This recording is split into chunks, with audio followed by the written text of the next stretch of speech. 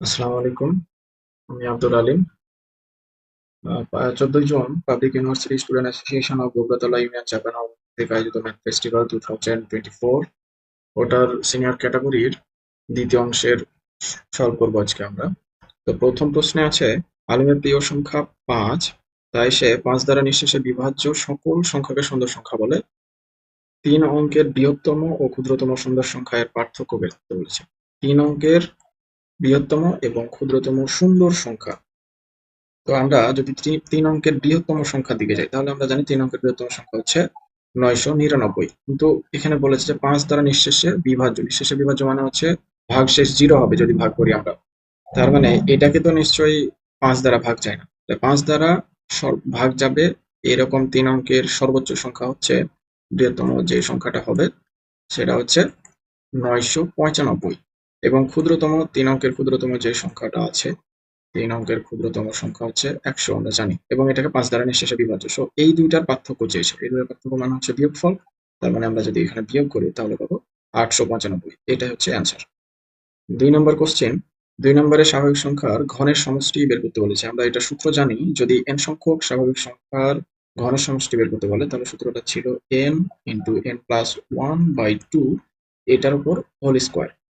তার মানে এখানে n বলতে আছে 20, তাহলে এখানে 20 যোগ 1 আর এখানে হবে 2, এটার উপর হোল স্কোয়ার। তাহলে উপরে আমরা পাইতেছি 20 গুণিত 21/2, আর নিচে পাচ্ছি 2, তাহলে এখানে যদি একটু কাটাকাটি করি এখানে পাবো আমরা 10। তার মানে 210 এর উপর স্কোয়ার হয়ে যাচ্ছে। 210 এর উপর যদি আমরা স্কোয়ার করি, বর্গ করি, তাহলে পাবো 44,100। এটা হচ্ছে আনসার। 3 নম্বর প্রশ্ন বলেছে, r সমান 7 সেন্টিমিটার চিত্রে কালো অংশের ক্ষেত্রফল নির্ণয় করতে বলেছে। কালো অংশে এই অংশটুকু, এই কালো, তাহলে এই চিত্রটা থেকে আমরা বুঝতে পারি যে এটা একটা বর্গ, যেহেতু এখানে বৃত্তের ব্যাসটাই হবে বর্গের বাহুর দৈর্ঘ্য। তার মানে বৃত্তের ব্যাসার্ধ দেওয়া আছে 7, ব্যাসার্ধ যদি 7 হয় তার মানে বর্গের বাহু অর্থাৎ 2r হয়ে যাবে 14, অর্থাৎ বর্গের ক্ষেত্রফল আমরা পেয়ে গেছি। এখান থেকে আমরা পেয়ে যাবো বর্গের ক্ষেত্রফল। এটা হচ্ছে বর্গের ক্ষেত্রফল, যেহেতু বাহু স্কোয়ার, বর্গের ক্ষেত্রফল। এখন যেহেতু আর দেওয়া আছে, আমরা জানি বৃত্তের ক্ষেত্রফল পাই আর স্কোয়ার, তার মানে পাই আর এর মান 7, এটার উপর স্কোয়ার। এটা হচ্ছে আমাদের বৃত্তের ক্ষেত্রফল, বর্গের ভিতরে যে বৃত্ত আছে সেটার ক্ষেত্রফল। কালো চিহ্নিত অংশ মানে হচ্ছে বর্গের ক্ষেত্রফল মাইনাস বৃত্তের ক্ষেত্রফল। আমরা যেহেতু ক্যালকুলেটর ব্যবহার করতে দিইনি স্টুডেন্টদের, সো এইটুকু পর্যন্ত অ্যান্সার করলেই এটা সঠিক হয়ে যাবে। এরপরে 4 নম্বরে বলছে, একটা বহুপদ দেওয়া আছে, বহুপদটিকে যদি আমরা 3x - 2 দ্বারা ভাগ করি তাহলে ভাগশেষ কত হবে। আমরা ভাগশেষ উপপাদ্য থেকে জানি যে f of x যদি একটা ধনাত্মক মাত্রার বহুপদী হয় এবং x মাইনাস a দ্বারা যদি x মাইনাস a যদি এইটার উৎপাদক হয়, তাহলে ভাগশেষ হবে f of a। তার মানে এখান থেকে আমরা x এর মান, এটা সমান যদি আমরা 0 ধরি, তাহলে এখান থেকে x এর মান পাবো 2/3। তাহলে এখান থেকে ভাগশেষ হবে f of 2/3। f of 2/3 বলতে এখানে এই বহুপদীটাকে আমি f of x ধরছি, তাহলে এখানে x এর জায়গায় 2/3 বসাই দিতে হবে। এভাবে 2/3 x এর জায়গাতে বসাই দেব। এখন ক্যালকুলেশন করলে আমরা অ্যান্সার পেয়ে যাব। এখান থেকে পাবো আমরা 32, আর নিচে পাবো 81, এখানে পাবো 4/9, এখানে পাবো 2। এইটাকে যদি আমরা লসাগু করি, লসাগু করে যে অ্যান্সারটা আসবে সেটা হচ্ছে 158/81 আসবে। তারপরে 5 নম্বর প্রশ্নে চলে যাই। 5 নম্বর বলছে, একটি বই তৈরির মোট ব্যয়ের 80% সরকার ভর্তুকি দিয়ে থাকে। তাহলে যদি একটা বইয়ের মূল্য 200 টাকা হয় তাহলে 100টি বইয়ে সরকার কত টাকা ভর্তুকি দিবে আর কি। তাহলে এই 200 টাকার 80% আমরা আগে বের করছি। 200 টাকার 80% মানে হচ্ছে এইটা, এখান থেকে আমরা পাবো 160 টাকা। তার মানে প্রতিটা বইয়ে সরকার ভর্তুকি দিবে 160 টাকা করে। তাহলে একটা বইয়ে দিচ্ছে 160, তার মানে 100টি বইয়ে ভর্তুকি দিবে, মোট ভর্তুকি হবে, মোট ভর্তুকি। তাহলে একটা বইয়ে হচ্ছে 160 টাকা, 100টা বই হচ্ছে 100 দ্বারা গুণ, তার মানে হচ্ছে 16,000 টাকা। টোটাল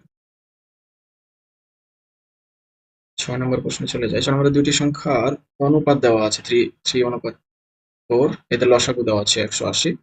এর সংখ্যা দুটি কত? আমরা ধরে নিই যে সংখ্যা দুটি হচ্ছে 3x আর 4x। তাহলে এদের লসাগু কত হবে? এদের লসাগু হবে 12x। তো এটা যদি লসাগু হয়, এখানে বলছে এটা লসাগু, তার মানে এই দুইটা সমান হবে, অর্থাৎ 12x ইকুয়াল 180। তার মানে x ইকুয়াল পাবা 15। তাহলে এখানে বসাই দিব আমরা জাস্ট, তাহলে 3×15=45 হবে একটা আমাদের সংখ্যা, আর একটা হচ্ছে 4×15=60। এই দুইটা হচ্ছে আমাদের সংখ্যা দুইটা। তারপরে 7 নম্বরে বলছে 2001 সালে লাগানো 1 মিটার দৈর্ঘ্যের একটি চারা গাছ প্রতি বিজোড় বছরে 2 মিটার করে বাড়ে। প্রতি বিজোড় বছরে 2 মিটার করে বাড়ে। 4 দ্বারা বিভাজ্য বছরে বাড়ে 4 মিটার করে, আর 4 দ্বারা অবিভাজ্য জোড় বছরে 3 মিটার করে বাড়ে। তাহলে 2024 সালে গাছটির উচ্চতা কত? প্রথমে যখন গাছটি লাগানো হলো তখন 1 মিটার ছিল, আর 2001 থেকে 24 সাল পর্যন্ত মোট 12টি বিজোড় সংখ্যা আছে, আর বিজোড় বছরে বাড়ছে 2 মিটার করে, তাহলে 2 দ্বারা গুণ। এবং 4 দ্বারা বিভাজ্য বছর আছে 6টা, এখানে 4 মিটার করে বাড়ছে। এবং 4 দ্বারা অবিভাজ্য জোড় বছর আছে আরো 6টা, যেখানে 3 মিটার করে বাড়ছে। তাহলে এখান থেকে পাবো 1, 24, 4, 6, 24, 3, 6, 18। যোগ করলে এখান থেকে মোট পাবো আমরা 67।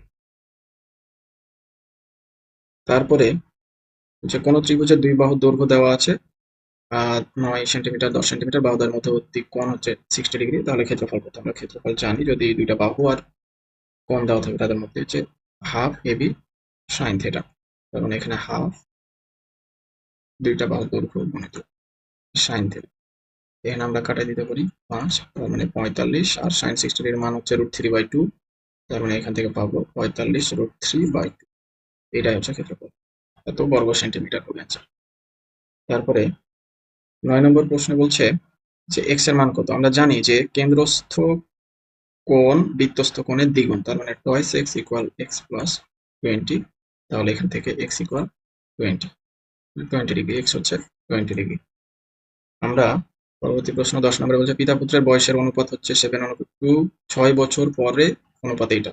ধরে নিই তাদের বয়স হচ্ছে 7x twice x, তার মানে তাদের বয়সের অনুপাত 7x, মানে 6 বছর পরে তাদের বয়সের অনুপাত হবে এটা। আর এইটার মানই বলেছে 8/3। এখান থেকে আমাদেরকে x এর মানটা বের করে নিয়ে আসতে হবে। তো এখান থেকে আমাদেরকে x এর মান বের করার জন্য আর গুণ করে দেবো, তাহলে 3 7 21 x plus 18, আর এখানে পাবো 8 2 16x, 6 8 48। তাহলে যদি আমরা x গুলোকে একদিকে নিচ্ছি তাহলে এই পাশে আসলে মাইনাস হয়ে যাবে, আর 18কে আমি ওই ডান পাশে নিচ্ছি, তার মানে 48 মাইনাস 18। তাহলে এখান থেকে আমরা পাচ্ছি 5x equal 30। তার মানে x equal পাবো 6। x এর মান 6 পেয়ে গেছি, আর আমরা পিতা ও পুত্রের বয়স ধরেছিলাম 7x আর twice x। তার মানে এখান থেকে হবে পিতার বয়স 7, আর x এর মান হচ্ছে 6, মানে হচ্ছে 42 বছর। পুত্রের বয়স twice x, x এর মান 6, মানে হচ্ছে 12 বছর। এটাই হচ্ছে আনসার।